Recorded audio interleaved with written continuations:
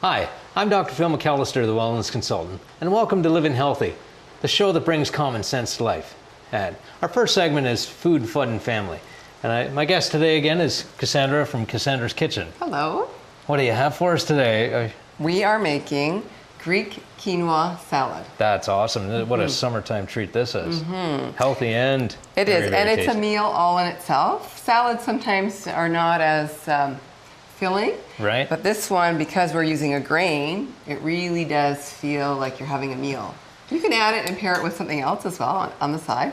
But it is nice as a serving on its own. And quinoa is such an amazing grain, isn't it? It is. It's got everything. It's a complete food. Yes, Got it is. Carbohydrates, your complete proteins, bioavailable. And it's really easy to cook. Right. It just comes, it's like a little seed, and when you cook it just like rice. Right. 1 cup to 2 cups of water. And how long does it take to usually become this consistency? 10 to 15 minutes. Well, 10 to 15 minutes. That's it. And That's you just awesome. fluff it with your fork. In this recipe, we're going to let it cool first. Okay. And then we're going to add in some really wonderful things. We're going to do a pint of cherry tomatoes. We're going to cut them in half so the juice will be exposed into the salad. Gotcha. So We're going to take a green cucumber, cut it into cubes, Right, add the whole cucumber in. right. Okay. Excellent. And then we're going to use half a cup of black olives. And what I like to do is cut them in half so they just give a little more flavor without having to add a lot of extra salt into the recipe. Okay. So then from there, we're just going to add another half a cup of crumbled feta. Okay, so this is just like your typical Greek salad. Okay, and the only thing that we're going to do, we're going to add, is another 1/4 cup of Spanish onion. Excellent. Okay.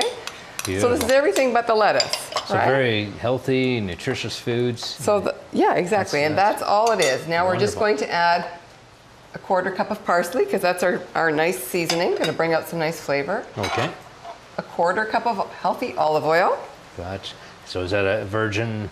extra virgin, olive preferably oil? if you can. Excellent. If you can. Beautiful. And then a tablespoon of vinegar. Gotcha. Okay. Any type of vinegar there? In this recipe, I just used white, but you White can put balsamic. It'll just change the taste a little bit. You can Right. play around with it. You know, there's no set rule. And then we just That's cooking. toss, and that's it.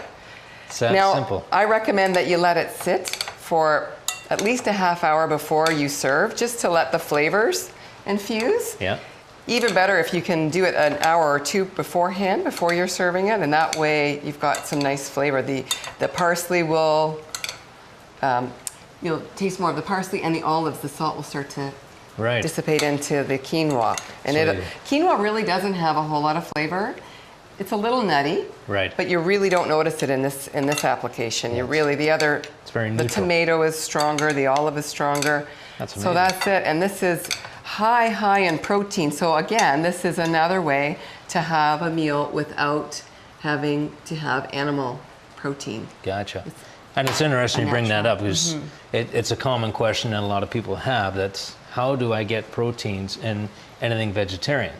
And this is wonderful because not only are the proteins high, they're very bioavailable, that those proteins are actually what the body takes in and actually utilizes very easily. So when we take this in as a protein, we're getting exactly what we need. And because of the nature of all this food together with the quinoa, it also brings you up to a more alkaline state as far as your body pH, which is awesome as compared to meat products that make us more acidic and And I know everyone's looking for high protein Oh, indeed. because It's a it trend. curbs your appetite. So this is a way to mix your vegetables with your protein You got it. and enjoy.